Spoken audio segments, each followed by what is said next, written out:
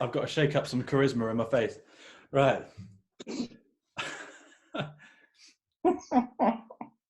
Hi guys, welcome on into the Blowpar podcast. And today we're welcoming Dane. I'll let Joe do the full introduction on Dane as we get going. So guys, before we get started, remember to hit a like, subscribe, and stay notified about all uploads. We've got lots of exciting stuff coming up, and it's only going to pick up as we go through towards the summer. So we're really excited about that. Hopefully you are as well.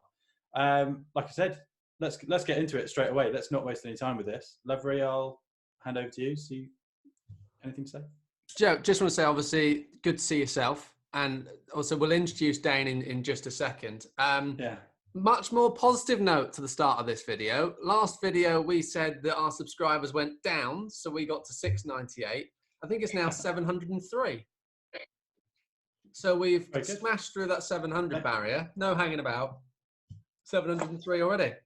So yeah, thank you to all the new subscribers. If you've got any friends, family that you think they might enjoy the content, get them to hit the subscribe button as well. And if you're new, smash the subscribe button. So, Lovery, right, Dane, introduce Dane for us. So this is Dane and Joe's first time of meeting. Dane, we've spent 3 years on residentials together. We have. And many years also in a group chat, which I think has been the absolute, well, it's been a pain for you at times, I think, having to pretty much spell things out. But it's always been good fun. So a little bit of background for Dane. Obviously, myself and Dane, we've both fully qualified this year. So we're on the same year of the PGA. And for those that don't know, essentially residential weeks, pros from all across the country, or assistant pros from all across the country will get together. And you spend some time at the Belfry. Basically, you're learning through material that essentially is going to pass you the year, isn't it? Essentially. Pretty much, yeah. We just happened to meet, and it was Dane and then Dean, which you imagine to learn those names to begin with was very confusing. Dean a lot when I answer the phone at work. It's enjoyable. There's a guarantee of how you guys met. You were probably sat down on a table with all your mates, Dane, and Lovery's gone, do you mind if I join? Is that how it works? You're there. You're watching us. Joe knows my secrets. I'm a year behind you guys on the PGA. I attended the wrong week. So, Dane, if you can just introduce yourself a little bit, just kind of give us an idea of, or give the listeners an idea of who you are and what you do. Yeah. I mean, obviously, we spent 3 years and we've just qualified. I'm the teaching professional, or one of the teaching professionals at Elsham Golf Club, which is in Sleepy, Lincolnshire, not far from the Humber Bridge. I'm married. I've got a 6-month-old kid at home as well. Not really golf related that. So plenty going on. I'm a short game specialist. I deal with a couple of guys, short game professionals, and I've got a guy based in Lincolnshire and just deal with full game with him as well. So busy schedule, deal with all the club members and stuff as well. So just loads going on. And it's, to be fair, nice not to be doing any assignments this time of year. Sorry, Joe, I know you're just doing it. I watched your last one, and what went through my head was, I don't envy him doing that business plan at all. I mean, the strangest thing is, you got a picture now, Dane, that 12 months ago, pretty much now, we were starting to prep for our finals. So I seem to remember we were on the phone quite a lot. Steve-o, me and you were practicing in that spare room, finals, getting ready, and you were getting ready to sit your level 2. Yeah. And I was getting ready to sit my finals. And I remember just being sat all the time reading notes, and there was like all those different short game shots for Expo Demo. Interesting subject. We'll have to bring that up. Yes. Okay. Yeah, we'll bring that up later on. So, Dane, I know we spoke a little bit about Decade. Yes. Just introduce me and Joe a little bit into Decade. It's not something we've necessarily heard of. Give us a bit of an introduction, and then we'll go into a little bit of discussion maybe about it.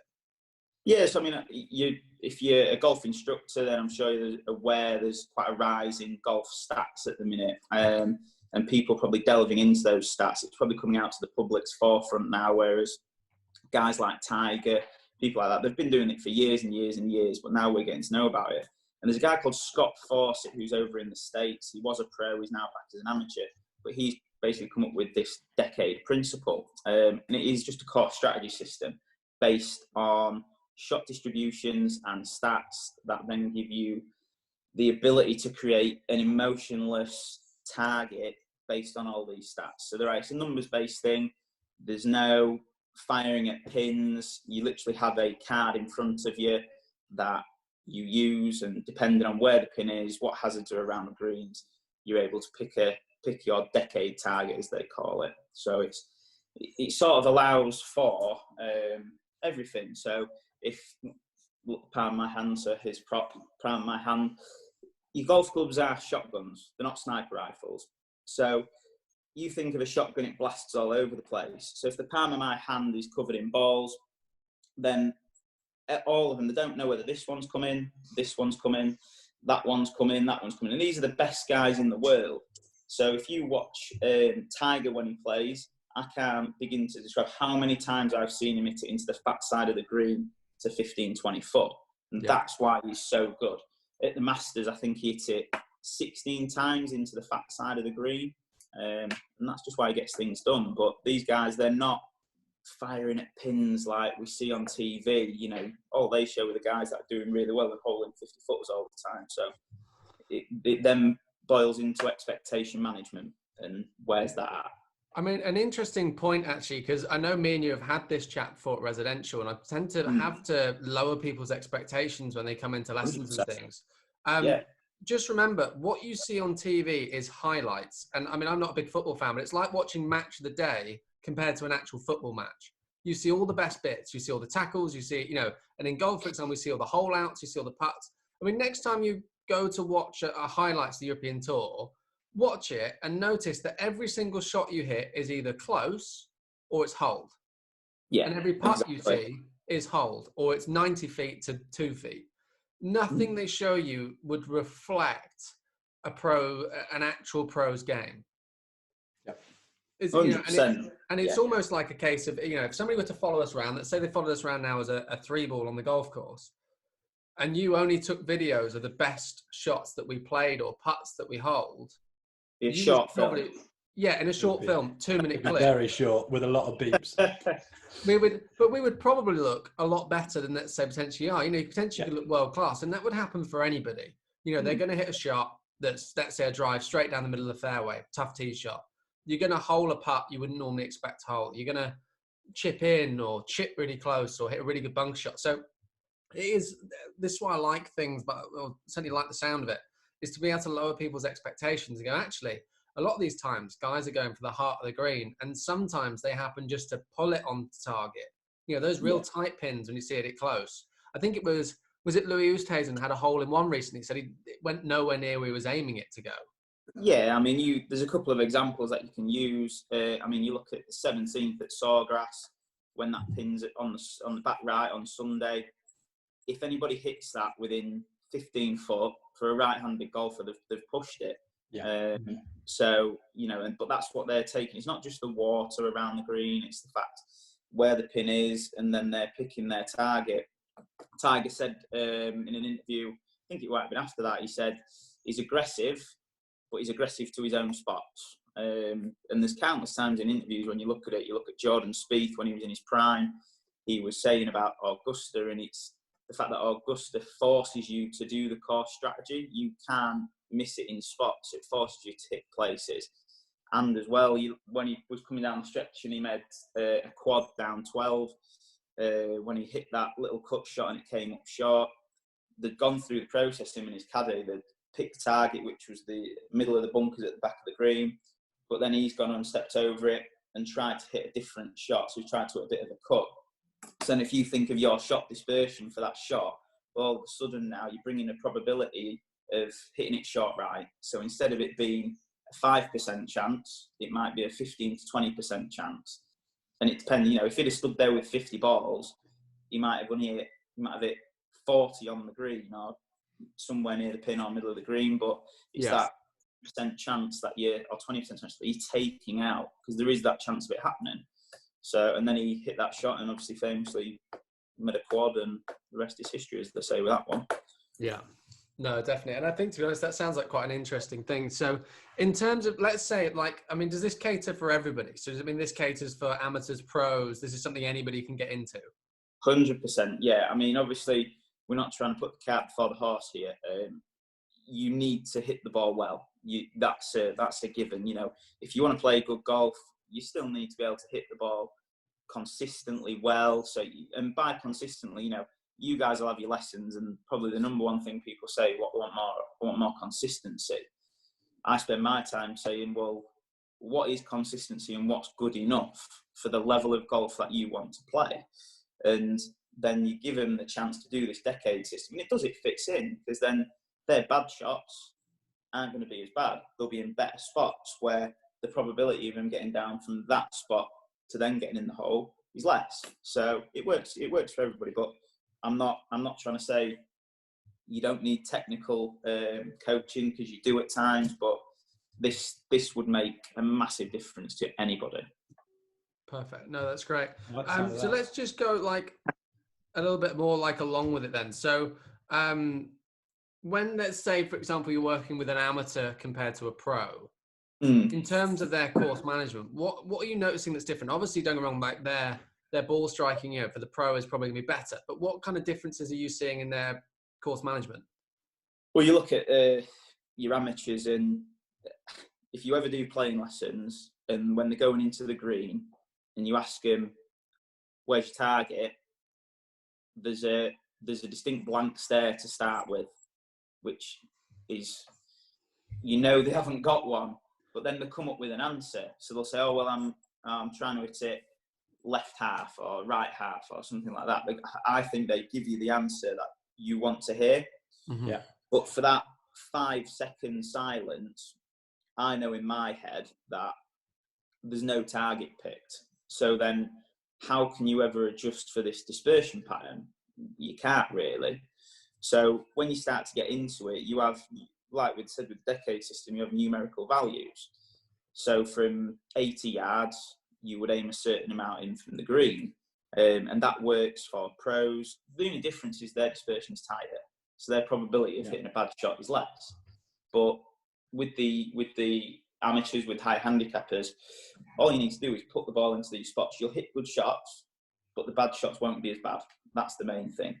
I think when listening to Scott Fawcett, and he was delivering it, for a guy who shoots 90 to then go and shoot 80 to make that journey, they only have to make one more birdie. That's it. Wow. All it is bogey avoidance. Bogey avoidance. And like with you guys when you stood on the lesson tee, how many doubles do these amateurs make? And it's making those mistakes less. Yeah, so it's an interesting point with that. I've had it before where you kind of, I've noticed that with most players, there's kind of like a progression where they'll start to make more pars. However, their mistakes then are often still quite bad. And it's then trying to make them capitalize on that. So let's say, for example, you're working with somebody that's, let's say, a 10 or a 9 handicap. So they're obviously a capable golfer. To then get them down to the 5 and the 4s, it's more often than not, the 9 handicap golfer doesn't make 9 bogeys around. They tend to make a couple of triples and then a few single bogeys. It's normally nothing major. But actually, maybe going down the course management route, because they can make however many pars it is around that they need to make. However, what they're not doing then is that kind of management strategy that when they're out of position, to get it back in position to then at worst make bogey. I think there was an interesting example of this. I think it's Bryson DeChambeau was playing, I think it was last week. He was defending his title. Decade user. Do what, sorry? Decade user. Does he use it? It was on, I think, Well, one of the... Of course he does. Can't remember if it was the first hole. He hit something into like the right trap, had to lay up short and then up and down.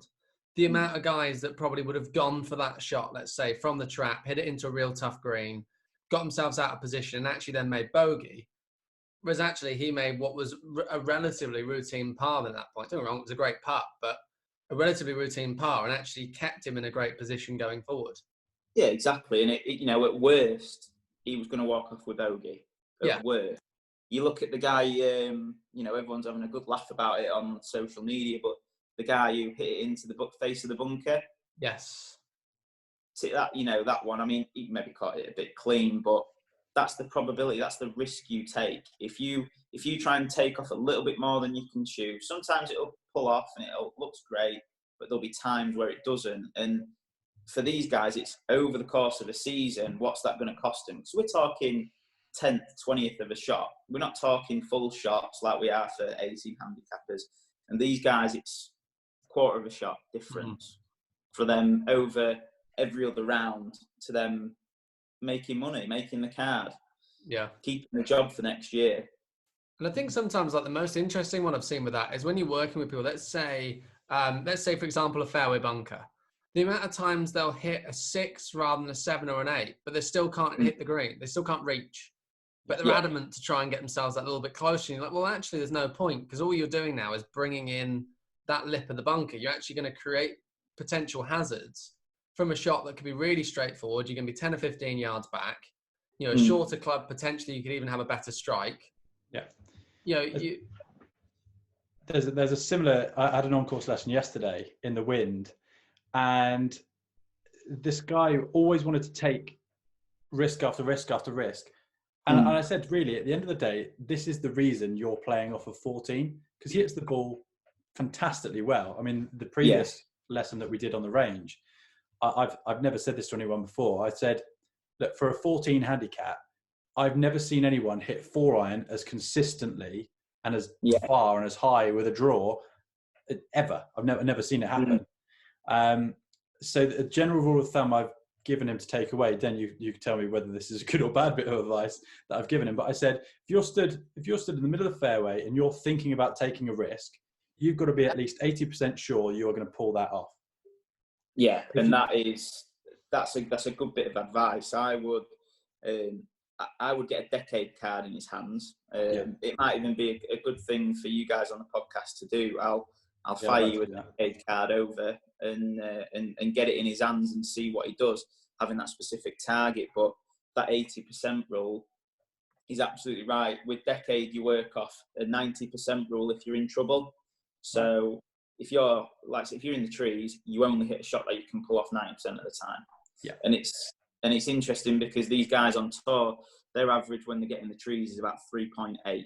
So if they're on a par 4, they're going to make bogey more often than not, which people don't see on telly. That's the thing. No, that's right. That is sometimes I think that is the only issue with potentially the way they kind of broadcast golf at the moment. Is, don't get me wrong, they're going for these kind of long drives and things, and they're trying to show everybody, you know, they're trying to show the 380-yard drives. What they're not showing are the guys that are just out there shooting level par, or, you know, even sometimes 1 over, but actually are just grinding. You know, they're not in good form, but they are just grinding out level par 1 over. Because sometimes they are some of the best rounds to watch. You know, you've got a guy that's out of position all the time and is getting up and down. Yeah. But they won't get any air time.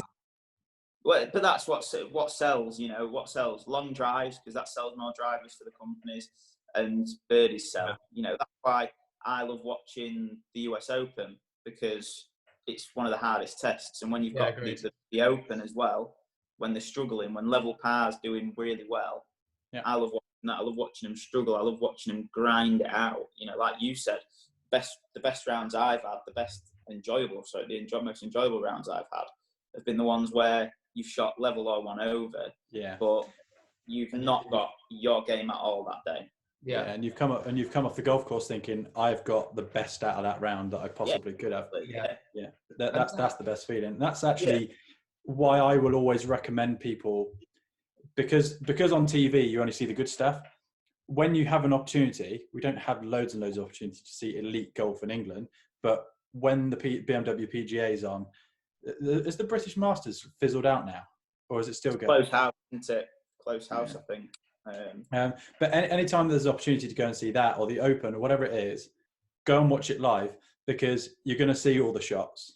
Rather than I don't ever remember watching. It might have been a couple of years ago, but I think it was it Rory who topped one down the fairway? Yes, on the first hole, wasn't it? He had was it a 7 or 8 start he had? Yeah, just topped it.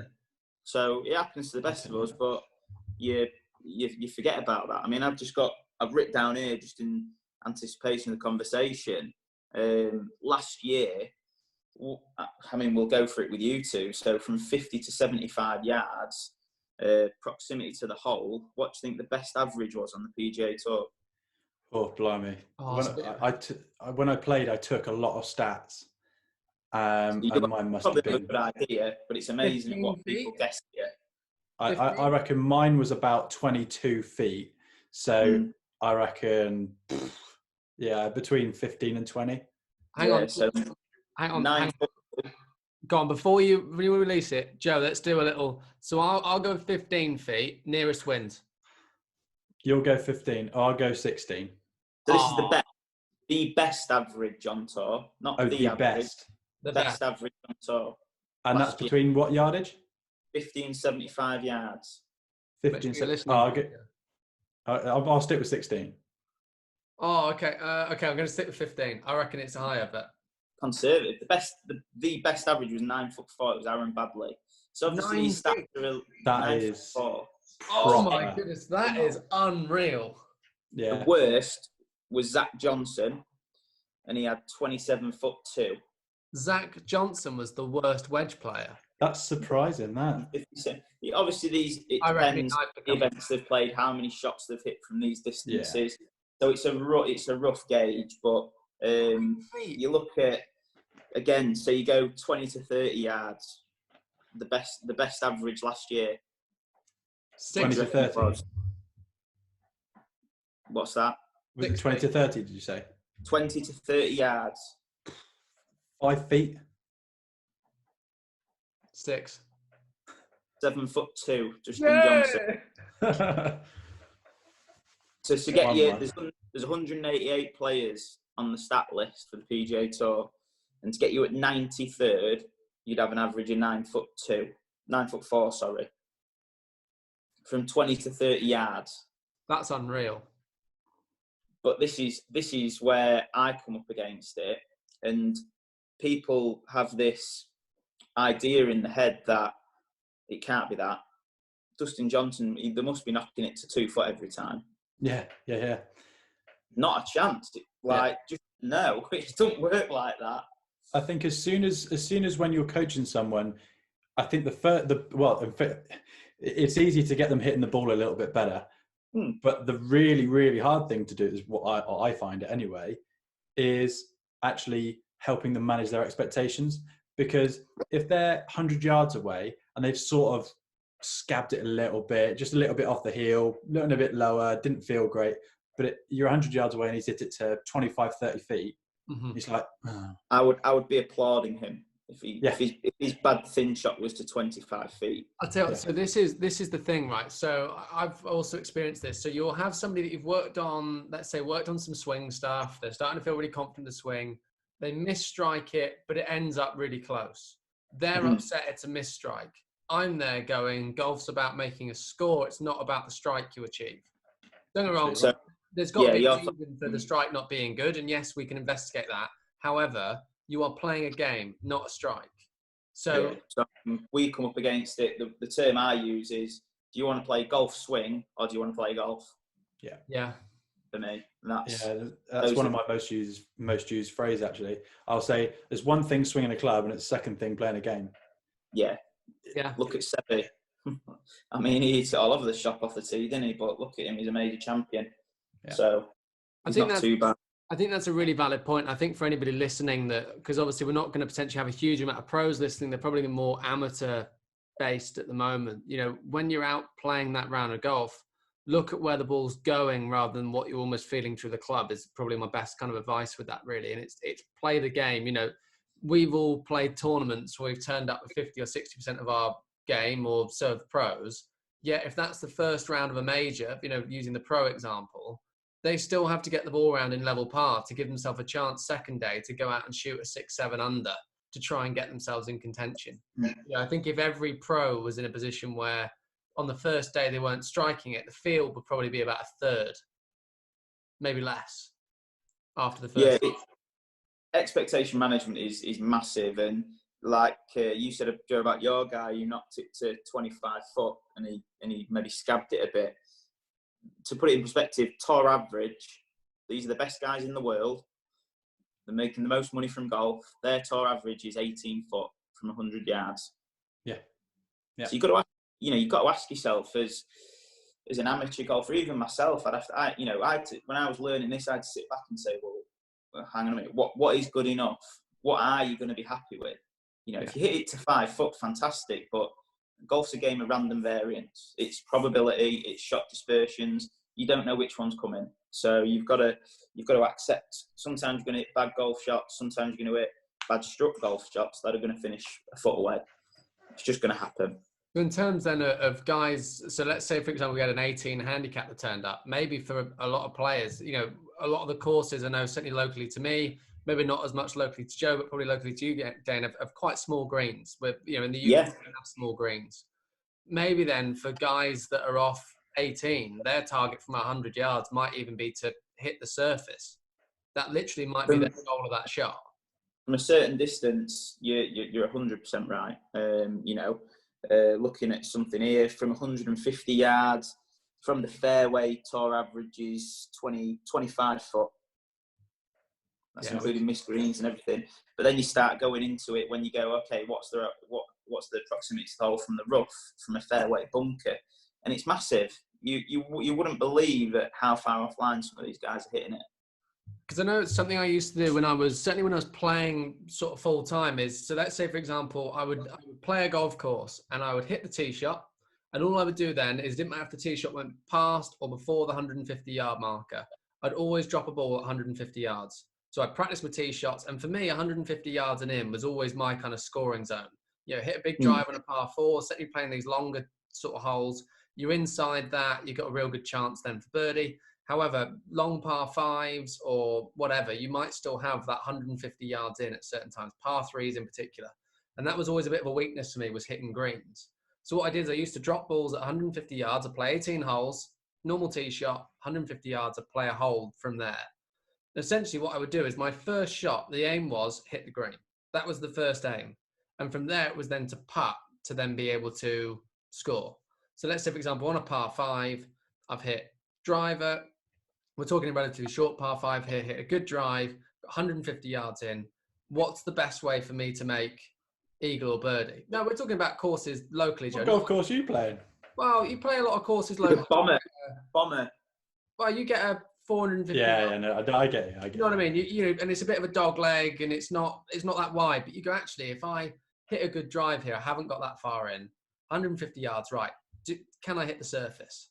And actually, when you start hitting the surface, personally for me, I noticed that as soon as I started hitting more greens and got used to hitting from further back and hitting greens, the game just became so much easier because I had the flat stick in my hands.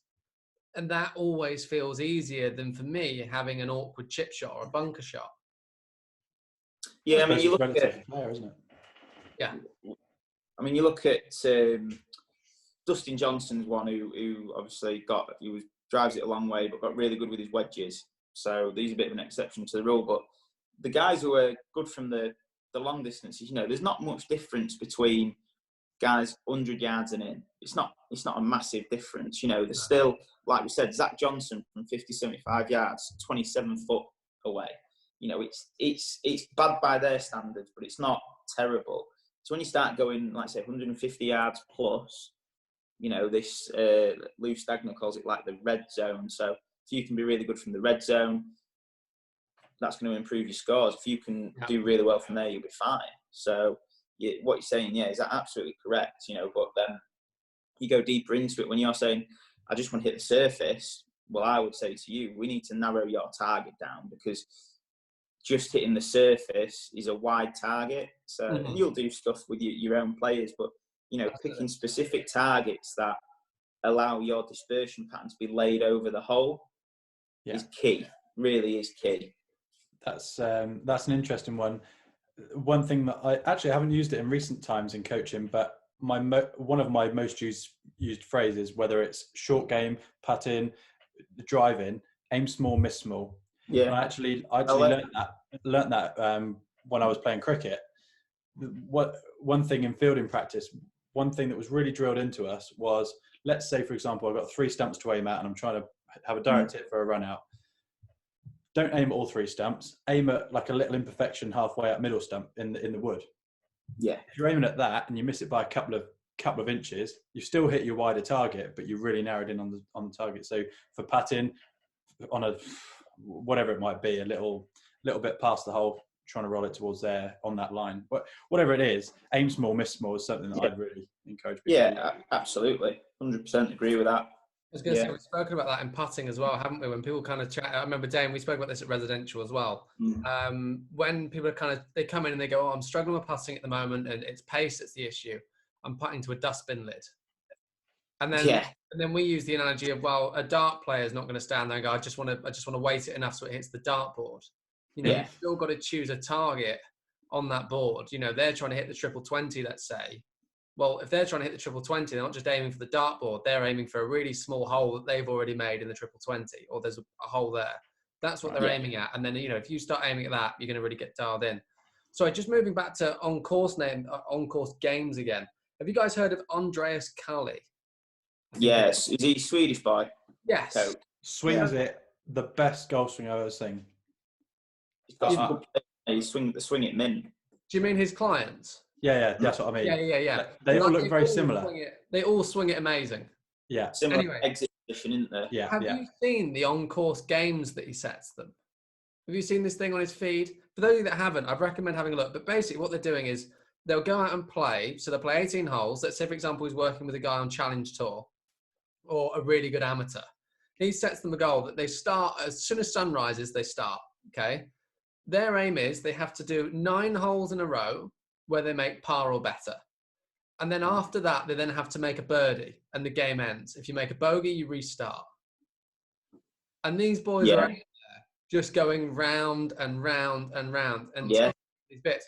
But what's really interesting is, and probably what they're learning is exactly what you were on about earlier, is the idea of they're probably learning they've got to start dialing into targets on the golf course and hitting certain parts of greens.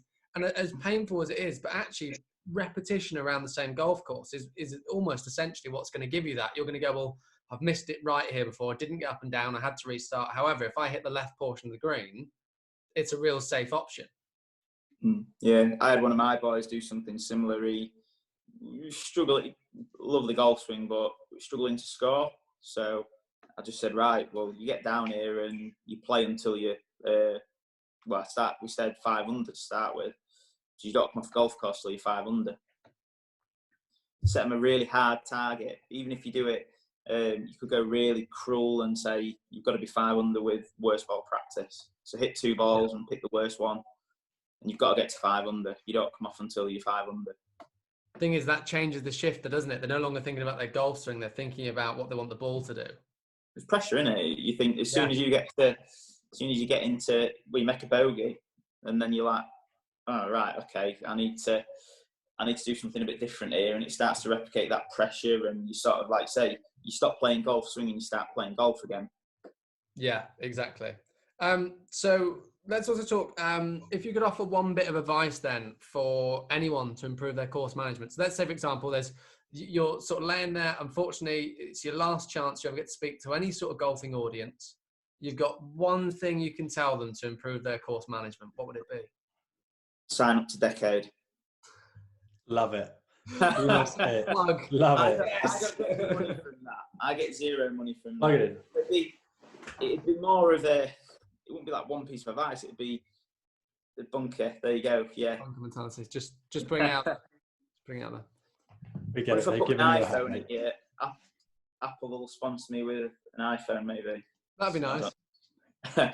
Yes, I mean, it would be pick emotionless targets, but absolutely Decade things. And I'll give you a little insight into Decade because we've spoke about it, but we've not really spoke about how to do it. Just one second. You reminded me of such a funny story when you say pick a motionless target. So I still remember we were playing at a tour event and this was hilarious. This guy's in a bunker and you can't see the green. So it's a real tall bunker. And he's aiming for this cloud, right? So he's picked a point on this cloud. And the group in front are still on the green. And a couple of minutes later, he's like, can I go? And I'm like, just 1 second. And they disappear. And I'm like, right, you can go now. And he's aimed at this cloud. And I kid you not, I've never seen a ball hit so wide, but somebody looked so happy.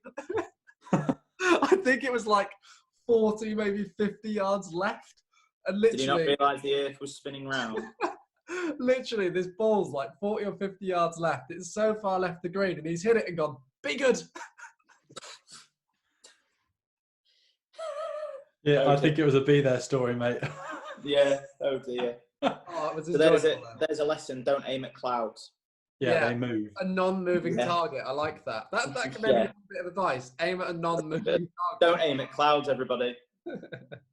No, so going into like what we were saying, like an actual piece of advice from Decade is like, let's say you had 100 yards in, okay? Decade works off a baseline target. So if you've got the pin on the right-hand side of the green, you'd aim 5 yards in from the right-hand side of the green. That's from a start. So then you put a value to the hazards around the green. They go from -2 to 3, but the courses that we play around here, there's no real -2s. -2 would mean like it would fall down towards the hole, everything would feed towards the hole off the green. So I don't play many courses that have got that. But a 3 is quite severe. So 3's where you're having a penalty drop. So water, out of bounds, something like that. So let's say we've got this 100-yard target, but there's water to the right-hand side. So that's then a 3. So you add 3 yards onto your initial 5, 8 yards in from the right-hand side of the green, and that's now your Decade target. It's as quick as that. I quite like that. Okay, yeah. I'm going to have to look more into this. It's as quick as that. And it goes right through to 250 yards, but I don't know many people who are attacking a green from 250 yards that I coach. So there's maybe 2. You might be able to get Steve on the roster soon. Yeah. So it's as simple as that. And obviously the more further out you get, the more your baseline starts to shift from the edge of the greens. Essentially it's what people will do anyway. So a lot of the time you're aiming at the middle of the green. But what you do is you always respect the hazard. So if you were going in from 200 yards, you would respect that hazard. You know, we've got a par 5 at Elsham that is reachable in 2 for people who can hit it a decent distance. Aim away from the water. There's a bunker front left. I always just say hit it at that. If it cuts back, great, because normally the wind's a little bit off the left. If it cuts back, fantastic. If it stays there, you're in the bunker for 2 or short of it if you don't quite catch it. So you always got a shot. If you finish left, you've got a shot. So it's just taking that into account. But it's for the short shots, it's getting used to aiming away from flags. The flag's just a reference. So I know that's a long-winded one, but that would be my advice to people is invest in a Decade card if you couldn't do anything more.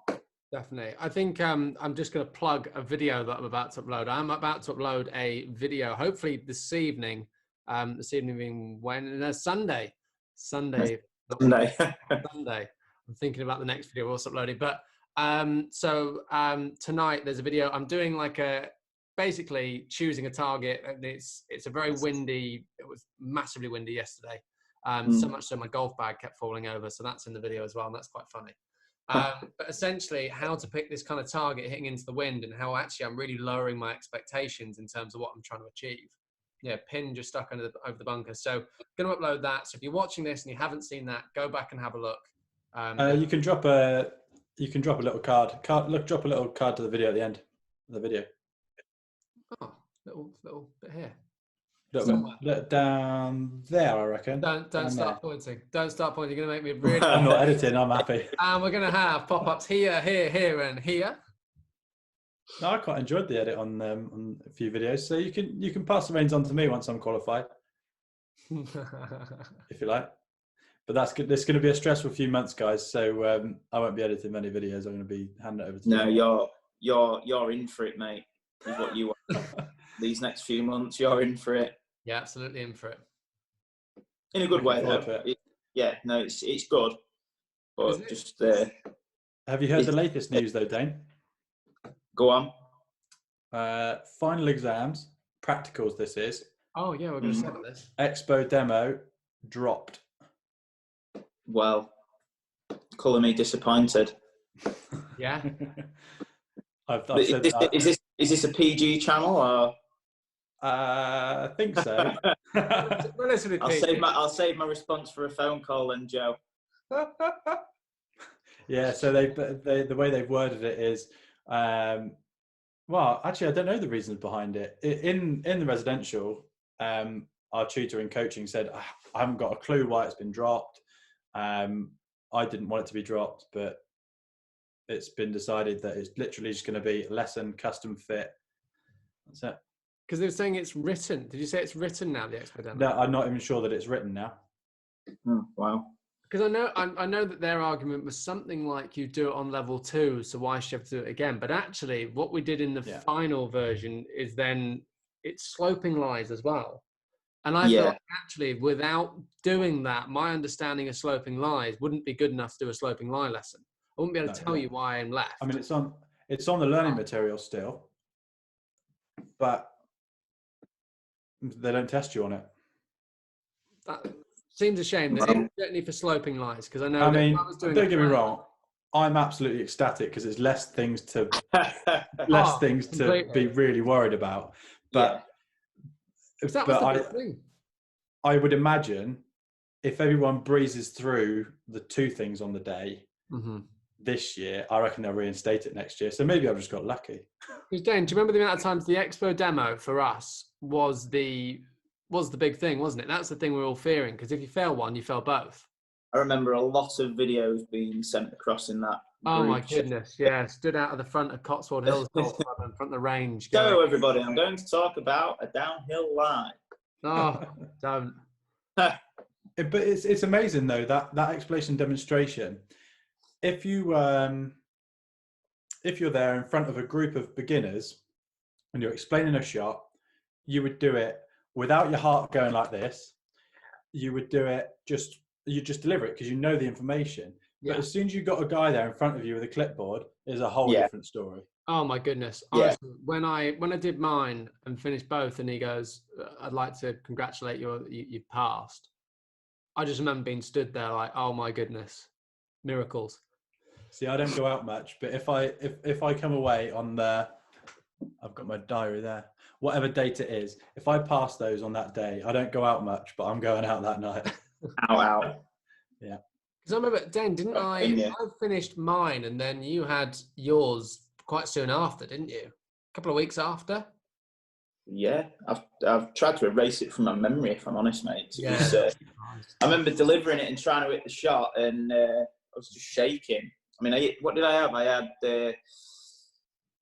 had sloping lie, a downhill lie, and you have to hit a shot, so you're getting away with that as well. And they give it sounds a lot when you're in that scenario under that pressure, like basically doing this for a whole 3 years worth of work and trying to pass, and you have to hit a shot and it has to do what you say it's going to do, and you get 5 attempts and finish on target, and finish on target, do exactly what you're saying. And I'm thinking, right, okay, so hit this first one, and I just remember turning back to the examiner and saying, I guess you'll want me to hit that one again, won't you? Because it didn't do what I thought it was going to do. So the thing is, I was really lucky. So I had uphill lie.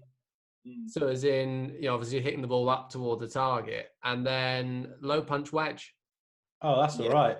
The one thing that I would have been really worried about is lob shot. Yeah. See, lob shot, and also what they'll do is I think you hit it off a range mat. Oh, that's all right. It normally takes me 5 attempts or so to hit a lob shot off a range mat. I got mine off grass. I did lob shot. I got mine off grass. Yeah. Oh, we had terrible weather. Mine was off a mat. And the best bit was, obviously you're a bit pumped up, full of adrenaline, and a bit nervous. I had to move the sloping mat into position. You know how big the big sloping mats are. Dragged it into position. I was knackered after I've done that. Just there going. I said to my examiner, obviously, like you said, how big that mat is. And I'm obviously like picking it up and he's staring at it. I was like, can you give me a hand? If you're not nervous enough, this nearly tipped me over the edge. And he was like, no, this is your demonstration. Oh. I was like, and then the same as Joe, I was just out of breath. He was like, are you ready? I was like, no, I can't breathe. As you crushed underneath it. Can you lift this off, mate? Nope. Yeah. Can you hit that shot from underneath that mat? Probably not. It stood on the mat. Just so people know as well what's on the line, because obviously we said it's 3 years worth of work. It's the fact also your resit is not for is it 6 or 12 months? Or you get to sit it again.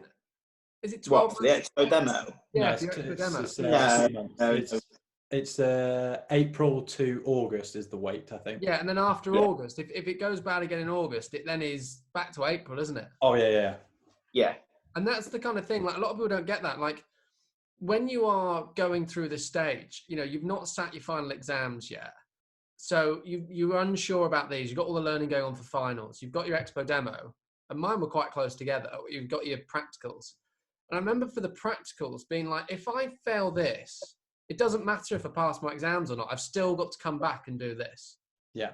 I'm still not done. Whereas once you sit your exams, you kind of have that glimpse. If you know you've passed everything, that you might well have done everything. You might well be done. Yeah, it's then waiting for results in June, isn't it? Exactly. Yeah. Because then when you get your results in June and you're done, best feeling ever. But I can imagine having to wait until August. And then I know there's a few guys on the group chat at the moment that have failed. And they're like, they failed the ones in August. They're now waiting for another resit.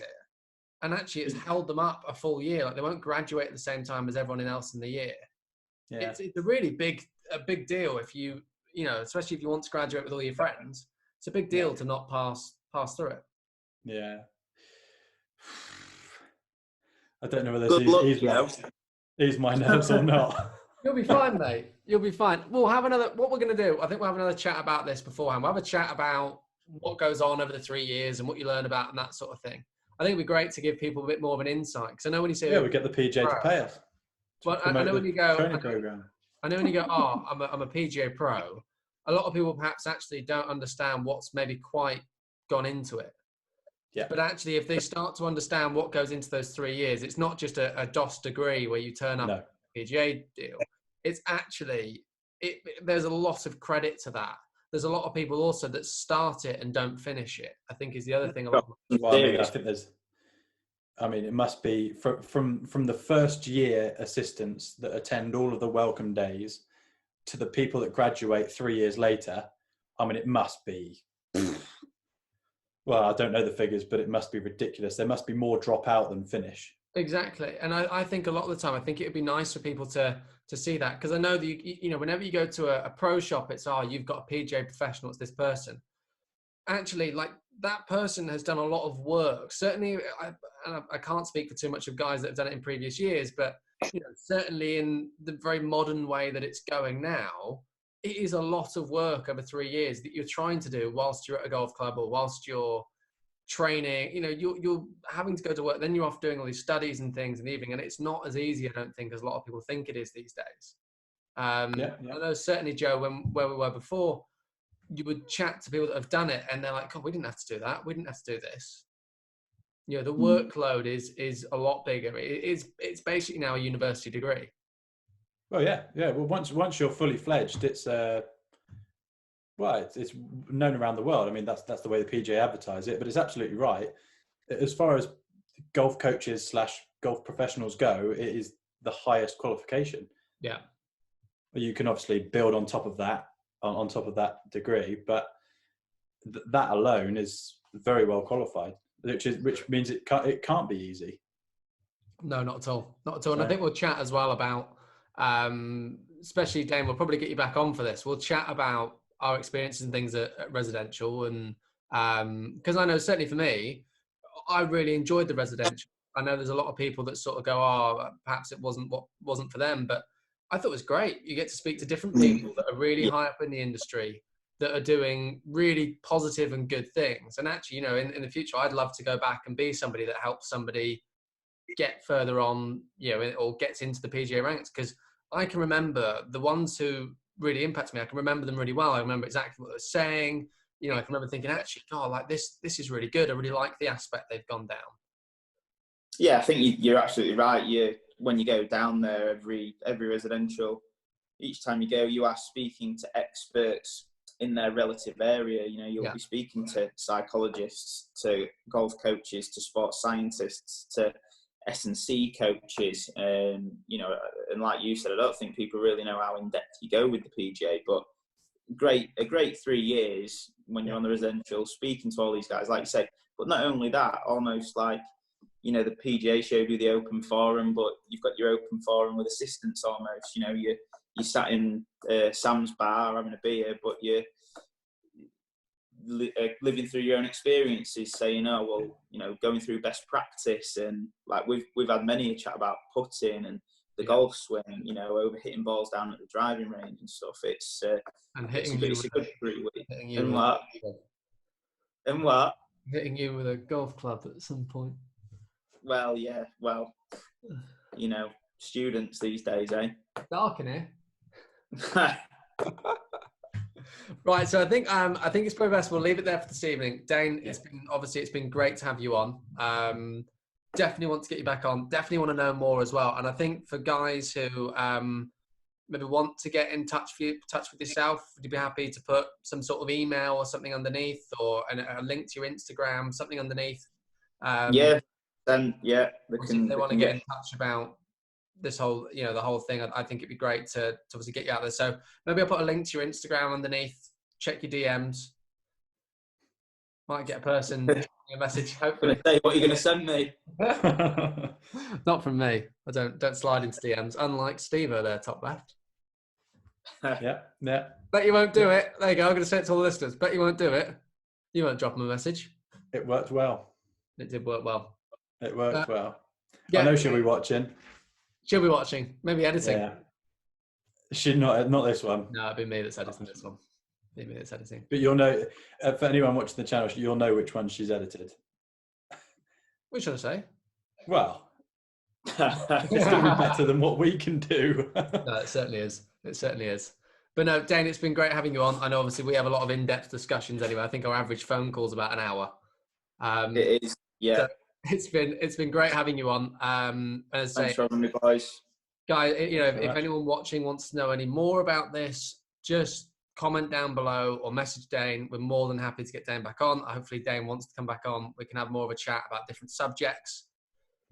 Yes, definitely. Yeah, I know we obviously haven't touched upon any short game stuff, but that's what I specialise in as well. So definitely we'll have a good chat about that as well. And definitely go from there. Great, we'll do that as well. Well, thanks very much for tuning in, guys. Thanks again to Dane for coming in. Hopefully we'll do it again. Hopefully by that time I'll be fully qualified. We'll all be PGA professionals. We'll all have gold cards, and we'll all be happy and smiling. Guys, like we said at the beginning, remember to like, remember to subscribe, hit the bell notification. If you've got any suggestions for future videos, please do let us know, and we will all see you all very soon. Thanks a lot. Thank you.